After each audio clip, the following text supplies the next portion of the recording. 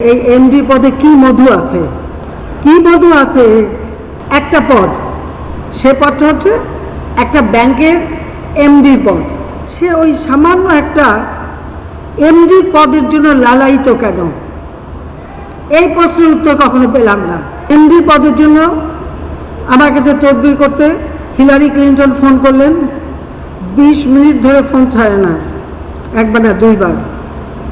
Sherry Blair তিনি phone করলেন, ফ্রান্সের প্রেসিডেন্টের প্রতিনিধি আসলো, পৃথিবীর অনেকেই আসলো। আমি শুধু জিজ্ঞেস করলাম যে আমাকে একটা কথা বলেন যে এই এমডি পদে কি মধু আছে? এখন একটা ব্যাংকে যদি আইন থাকে যে একজন 20 বছর পর্যন্ত থাকতে পারবে, ইতিমধ্যে তার বয়স 70 হয়ে যাচ্ছে, অতিরিক্ত সময় থেকে ফেলেছে, তাহলে সে সেখানে এমডি থাকে কি করে? আর একজন দামি দামি একেবারে নোবেল লরেট অ্যাম্বাসেডার আনাগোনা তো চলছেই, বারবার প্রিয়মতে আসে আর ওই একই কথা শোনায়। এরপর একজন আন্ডার সেক্রেটারি আসলেন, তিনিও এসে এমন কিছু কথা বললেন যে আমি সেই দিনই তার সাথে কথা বলা বন্ধ করে দিলাম। তাই না, আমি বলে দিলাম আমেরিকা থেকে আর কেউ আসলে আমি কারোর সাথে আর দেখা করব না। আমি আর দেখা করি নাই। একটা পদ, সে পদটা হচ্ছে একটা ব্যাংকের এমডির পদ। এই পদটা নিয়ে যত জটিলতা, যত সমস্যা।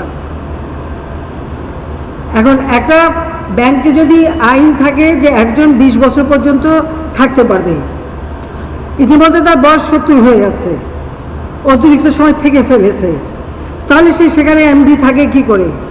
আর একজন দামি দামি একেবারে নোবেল লরেট সে ওই সামান্য একটা এমডি পদের জন্য লালায়িত কেন? এই প্রশ্নের উত্তর কখনো পেলাম না। যে একটা এমডি পদের জন্য লালায়িত, যে বড় দেশ তাকে প্রমোট করে, সেই দেশের অ্যাম্বাসেডার আমার অফিসে আসে, আমার অফিসারদেরকে ধমকায়, বলে যে এই সেতু মানে এমডি পদ না থাকলে এই টাকা বন্ধ হয়ে যাবে।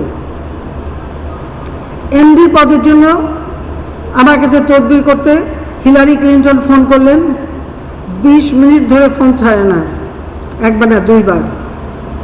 শেরি ব্লেয়ার তিনি ফোন করলেন, ফ্রান্সের প্রেসিডেন্টের প্রতিনিধি আসলো, পৃথিবীর অনেকেই আসলো। আমি শুধু জিজ্ঞেস করলাম যে আমাকে একটা কথা বলেন যে এই এমডি পদে কি মধু আছে, কি মধু আছে?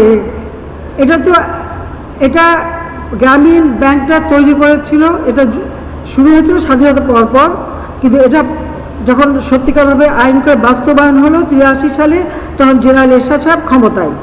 তাহলে বলতে এটা এরশাদ সাহেব এই ব্যাংকটা তৈরি করলো। তৈরি করার পরে একজন এমডি পদ কাকে দেবেন সে খোঁজ করলো। ওখানে মোজাম্মেল সাহেব ছিলেন একজন, আমি চিনি তাকে।